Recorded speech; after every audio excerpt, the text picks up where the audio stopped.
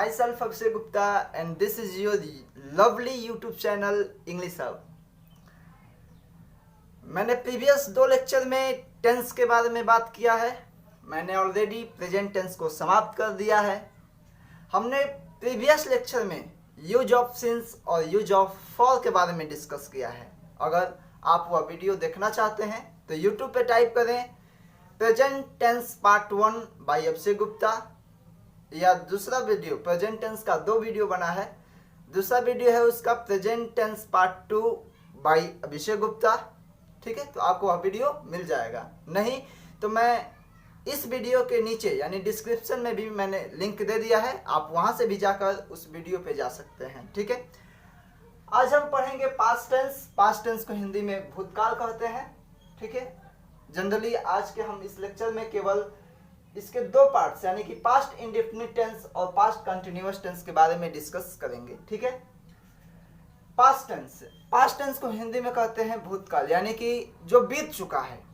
ठीक है, भूतकाल क्या है? यानी कि वह काल जो बीत चुका है, यानी कि वो। ठीक है, डेफिनेशन है इसका an action which is done at the past time.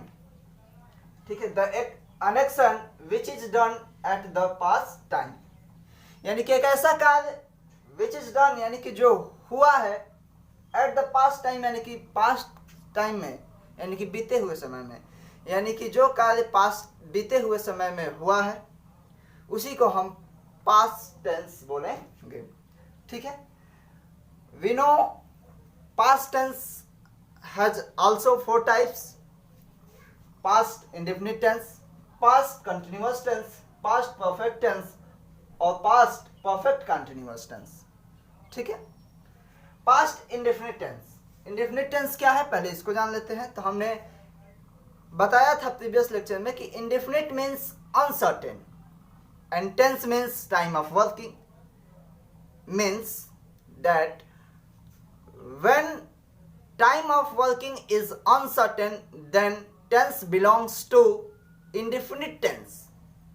ठीक है, तो वही होगा, यानी कि जब कार्य करने का जो समय है वह क्या हो, अनिश्चित हो, तो उसी को हम इंडेफिनिट टेंस कहते हैं। ठीक है, लेकिन जब कार्य करने का समय अनिश्चित हो, कब? पास्ट टाइम में, यानी कि भूतकाल में, तब वह कहलाएगा पास्ट इंडेफिनिट टेंस। ठीक है, पास्ट इंडेफिनिट टेंस क्या है? तो when time of working is not certain at the past time then tense belongs to past indefinite tense। ठीक है, आइडेंटिफिकेशन इसका जान लेते हैं। आइडेंटिफिकेशन क्या है? तो जब वाक्यों की समाप्ति ता था, ती थी, ते थे या आ, ई, ए के उच्चारण से होती है तो वाक्य पास्ट इंडेफिनिट के होते हैं। ठीक है, क्या है? तो जब वाक्यों की समाप्ति ता था, ते थी, ते थे या आ, ई, ए के उच्चारण से होती है तो वाक्य पास्ट इंडेफिनिट टेंस के होते हैं। ठीक है, अब इसके भी हम 4 टाइप्स ऑफ सेंटेंसेस पढ़ेंगे। जैसे एज पॉजिटिव, यानी कि जब हमारा पास्ट टेंस क्या हो, साधारण हो एकदम। उसके बाद बी निगेटिव, यानी कि जब हमारा पास्ट टेंस में निगेटिव आ जाए, यानी कि नहीं का यूज हो जाए, नकारात्मक हो जाए। तीसरा पढ़ेंगे एज इंट्रोगेटिव, यानी कि प्रश्नवाचक। और चौथा एज इंट्रोगेटिव प्लस निगेटिव, यानी कि प्रश्नवाचक प्लस नकारात्मक। ठीक है, एज पॉजिटिव का सेट है सब्जेक्ट प्लस मेन वर्ब का सेकेंड फॉर्म प्लस ऑब्जेक्ट। ठीक है, सब्जेक्ट फाइंड करने का तरीका वही पुराना है हमारा। जब क्वेश्चन करेंगे कौन से तो हमको मिल जाएगा सब्जेक्ट, जब क्वेश्चन करेंगे कौन से तो हमको मिल जाएगा सब्जेक्ट। तो देखिए एग्जांपल देखते हैं इसका। हमने यहाँ पे लिखा है कि मेन वर्ब का सेकेंड फॉर्म यूज होगा। ऑलरेडी मेन वर्ब के 4 फॉर्म होते हैं। 4 form, first form main verb का फर्स्ट फॉर्म, मेन वर्ब का सेकेंड फॉर्म, मेन वर्ब का थर्ड फॉर्म और लास्ट होता है मेन वर्ब का आईएनजी फॉर्म। और मेन वर्ब का आईएनजी फॉर्म जो होता है वह 4th फॉर्म के नाम से भी जाना जाता है। तो हम यहाँ पे क्या यूज करेंगे? तो मेन वर्ब का सेकेंड फॉर्म यूज करेंगे, मेन वर्ब का सेकेंड फॉर्म। जैसे एग्जांपल हमने लिया है मैं वहां जाता हूं, मैं वहां जाता हूं। ठीक है, तो कौन वहां जाता है? तो मैं। हमने क्वेश्चन किया कौन से, तो हमको सब्जेक्ट मिल गया। कौन वहां जाता है? तो मैं। ठीक है, तो मैं क्या हो जाएगा? आई। आई। उसके बाद जाना, मेन वर्ब क्या है? जाना। मेन वर्ब पहचानने का तरीका, जब मेन वर्ब के हिंदी मीनिंग में ना आए लास्ट में, जैसे जाना, आना, सोना, पीना, खाना। ठीक है, तो ये सभी के सभी क्या है? Main verb. ठीक है, तो जाना, तो जाना का गो होता है। जाना का क्या होता है? गो।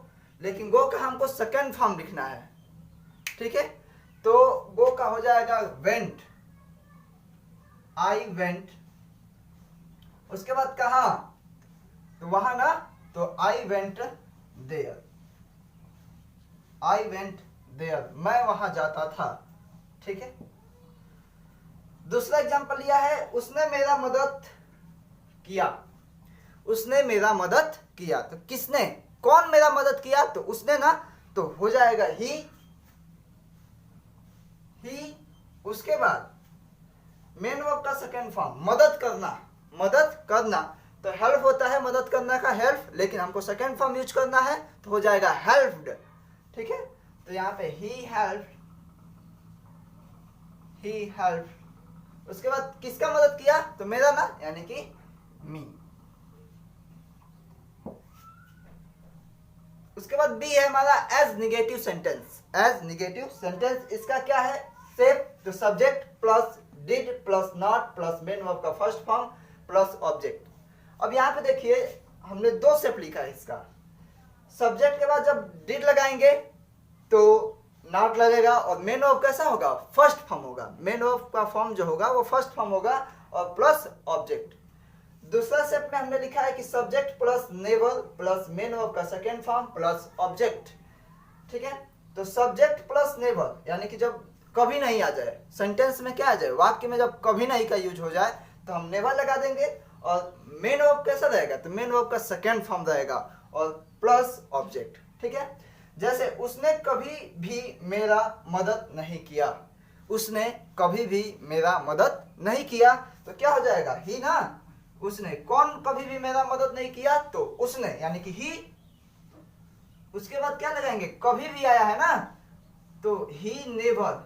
He never. उसके बाद मदद करना, यानी कि हेल्प्ड हो जाएगा, HELPED, हेल्प।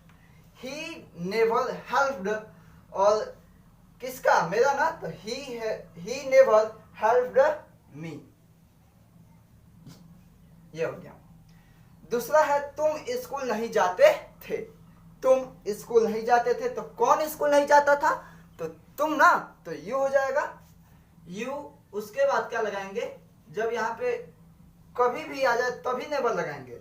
यहाँ पे कभी भी नहीं आया है, ठीक है, या कभी नहीं, तो हम यहाँ पे डिड लगाएंगे ना, तो यू डिड। उसके बाद नॉट लगा देंगे, यू डिड नॉट।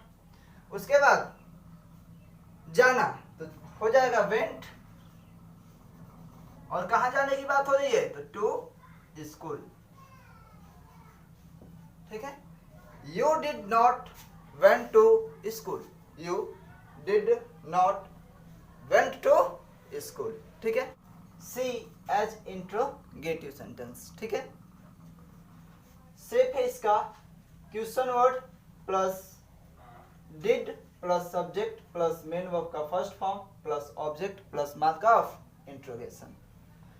ठीक है, यदि हमारे वाक्य में प्रश्नवाचक शब्द बीच में आ जाते हैं तो सबसे पहले हम उस प्रश्नवाचक शब्द को सबसे पहले लाकर रख देंगे, यानी कि क्वेश्चन वर्ड। उसके बाद डिड, उसके बाद सब्जेक्ट, उसके बाद मेन वर्ब का फर्स्ट फॉर्म प्लस उसके बाद object plus mark of interrogation. यदि हमारा वाक्य में प्रश्नवाचक शब्द पहले आ जाए तो हम कहां से स्टार्ट करेंगे? तो हम स्टार्ट करेंगे हेल्पिंग वर्ब से, यानी कि यहाँ पे डिड है, डिड के यहाँ से स्टार्ट करेंगे। ठीक है, तो हमने एग्जांपल लिया है, क्या तुमने मुझे बुलाया? तो यहाँ पे देखिए कि जो प्रश्नवाचक शब्द है वह पहले ही आ गया है, तो हम स्टार्ट करेंगे यहाँ से, यानी कि डिड के यहाँ से, तो हो जाएगा डिड। उसके बाद डिड हो गया, सब्जेक्ट क्या है? तो तुमने यानी कि डिड यू, उसके बाद मेन वर्ब का फर्स्ट फॉर्म, तो बुलाना का होता है कॉल, ठीक है। तो डिड यू कॉल, और किसे, तुम, मुझे ना, तुम मी हो जाएगा। डिड यू कॉल मी, क्या तुमने मुझे बुलाया। दूसरा है तुमने अपनी साइकिल क्यों बेचा। तो यहाँ पे देखिए जो प्रश्नवाचक शब्द क्यों है, यह बीच में आया है, तो हम इसको पहले ला के रखेंगे, यानी कि वाई हो जाएगा, वाई। उसके बाद डिड है तो वाई डिड, सब्जेक्ट क्या है, तुमने, ठीक ना, तो यू हो जाएगा, वाई डिड यू। उसके बाद मेन वर्ब का फर्स्ट फॉर्म है बेचना ना, मेन वर्ब क्या है, बेचना, तो हो जाएगा सेल। उसके बाद क्या बेचने की बात हो रही है, तो वाई डिड यू सेल अपनी साइकिल, यानी कि योर साइकिल।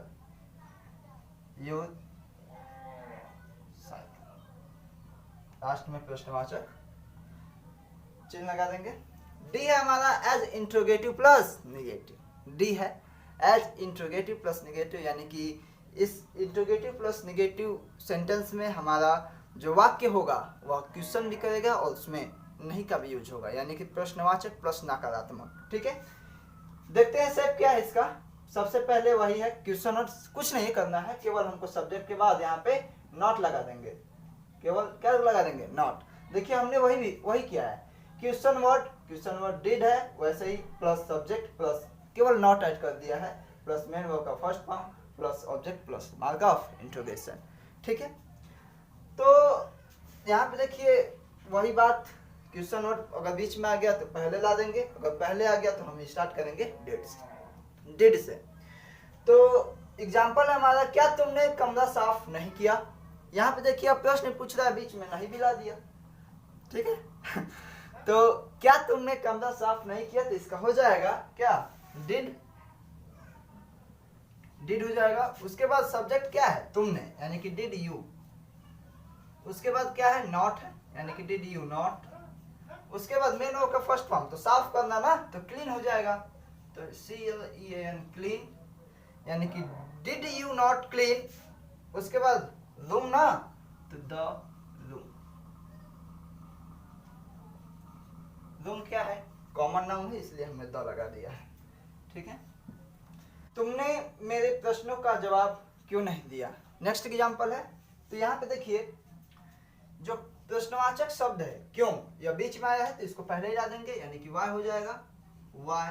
उसके बाद क्या है, डिड ना, तो वाई डिड। कौन प्रश्न का जवाब नहीं दिया है, तो तुमने, यानी कि यू, तो वाई डिड यू। उसके बाद हो जाएगा नॉट।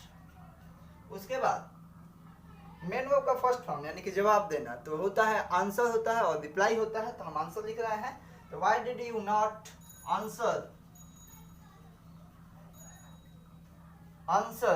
और मेरे प्रश्नों का, यानी कि माई क्वेश्चन,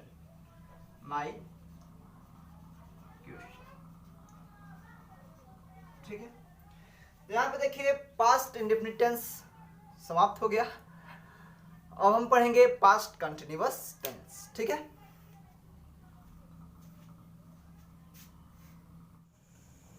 अब हम देखेंगे पास्ट कंटिन्यूअस और प्रोग्रेसिव टेंस, ठीक है।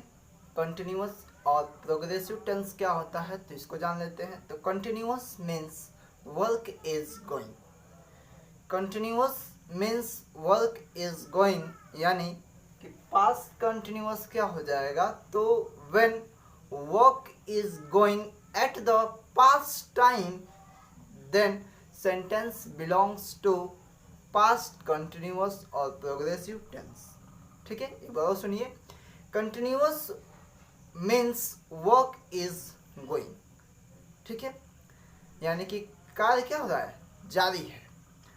तो पास्ट कंटिन्यूअस क्या हो जाएगा, तो when work is going at the past time then tense belongs to past continuous tense, ठीक है। आइडेंटिफिकेशन है इसका, जिन वाक्यों की समाप्ति थ अक्षर से हो और कार्य लगातार जारी हो, तो वाक्य पास्ट कंटिन्यूअस टेंस के होते हैं। जिन वाक्यों की समाप्ति थ अक्षर से हो और कार्य लगातार जारी हो तो वाक्य पास्ट कंटिन्यूअस टेंस के होते हैं। ठीक है। ए, अब हम पढ़ेंगे ए एज पॉजिटिव सेंटेंस। सेफ है इसका सब्जेक्ट प्लस वाज या वर्ब प्लस मेन वर्ब का आईएनजी फॉर्म प्लस ऑब्जेक्ट। ठीक है। सब्जेक्ट फाइंड करने का हमारा वही पुराना तरीका, हम क्वेश्चन करेंगे कौन से तो हमको सब्जेक्ट मिल जाएगा। सिंगुलर सब्जेक्ट रहेगा तो यूज करेंगे वाज का, प्लूरल सब्जेक्ट रहेगा तो यूज करेंगे वर का। ठीक है। जैसे एग्जांपल है वह खेल रहा था, तो कौन से क्वेश्चन करेंगे क्योंकि हमको फाइंड करना है सब्जेक्ट। तो कौन खेल रहा था तो आंसर आएगा वह, तो हो जाएगा क्या ही। ही क्या है तो हमारा सिंगुलर सब्जेक्ट है तो इसके अकॉर्डिंग लगेगा वाज। और मेन वर्ब क्या है तो खेलना यानी कि प्ले, और आईएनजी फॉर्म लगाना है उसका तो प्ले। ठीक है। प्ले। दूसरा एग्जांपल है लिया हूं मैंने, किताब मेज पर पड़ी थी। ठीक है। कौन मेज पर पड़ी थी तो किताब यानी कि हो जाएगा क्या the book. The book.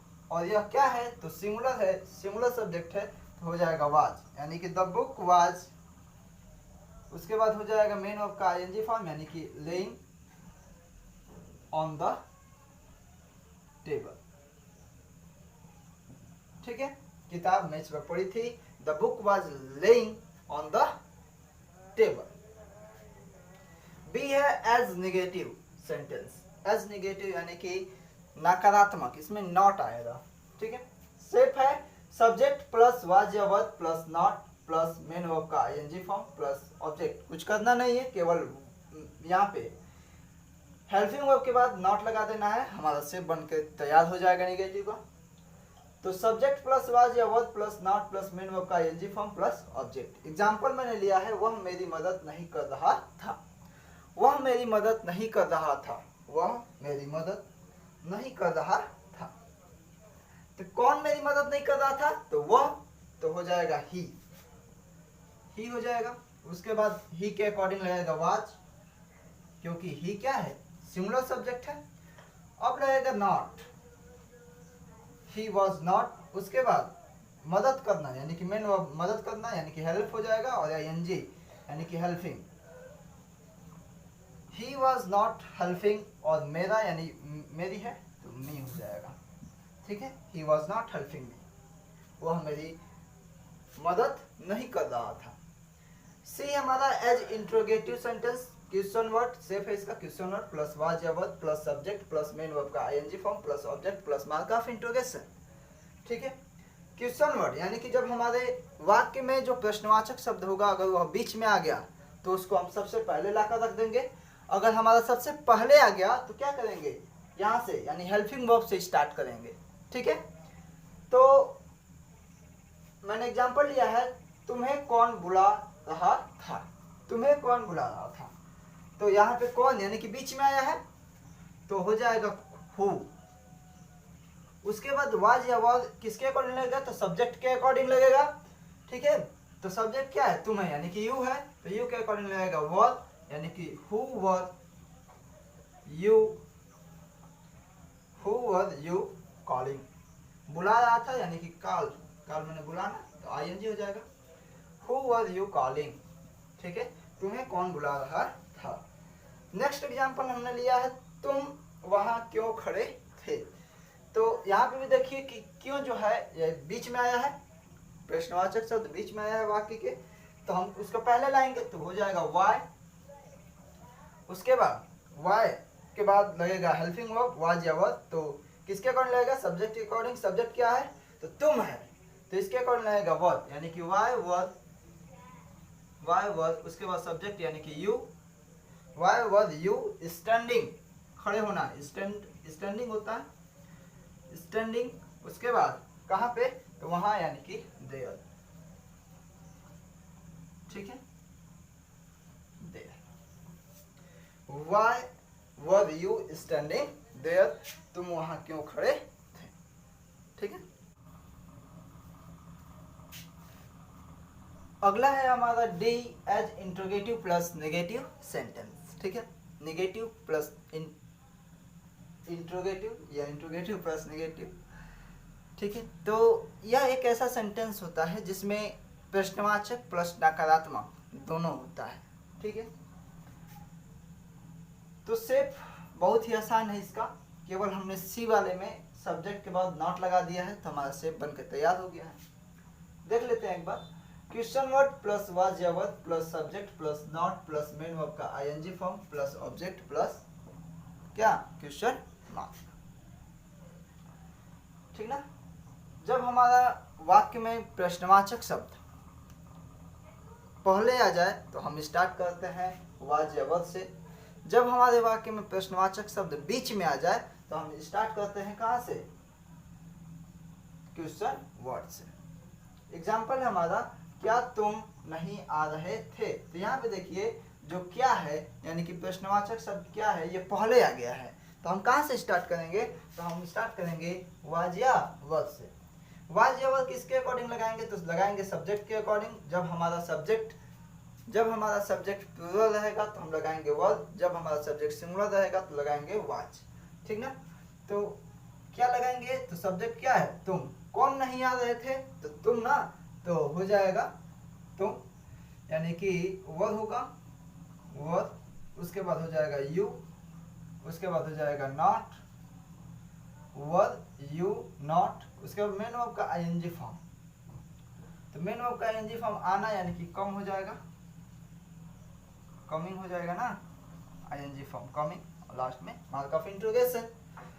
Were you not coming, क्या तुम नहीं आ रहे थे। ठीक है। अगला है हमारा तुम काम क्यों नहीं कर रहे थे। तुम काम क्यों नहीं कर रहे थे, तो यहाँ पे देखिए क्यों यानी कि प्रश्नवाचक शब्द बीच में आया है तो हम इसको पहले लाएंगे, तो वाई हो जाएगा वाई, उसके बाद लगाएंगे वाज या तो वर्ब, क्या लगेगा तुम है यहाँ पे सब्जेक्ट यानी कि यू, तो वर्ब हो जाएगा वाई वर्ब, उसके बाद यू, उसके बाद नॉट, वाई हो गया वर्ब, उसके बाद यू, उसके बाद नॉट, मेन वर्ब का आईएनजी फॉर्म, करना है मेन वर्ब, करना तो डू होता है, आईएनजी लगा देंगे तो डूइंग हो जाएगा डूइंग, उसके बाद क्या हो जाएगा वर्ब, और लास्ट में मार्क ऑफ इंट्रोगेशन। तो why was you not doing work, तुम काम क्यों नहीं कर रहे थे। ठीक है, तो हम इस लेक्चर को यहीं पे करते हैं समाप्त। अगला लेक्चर जो होगा वह होगा पास्ट टेंस पार्ट 2। ठीक ना, और पढ़ाई करते रहें। All the very best.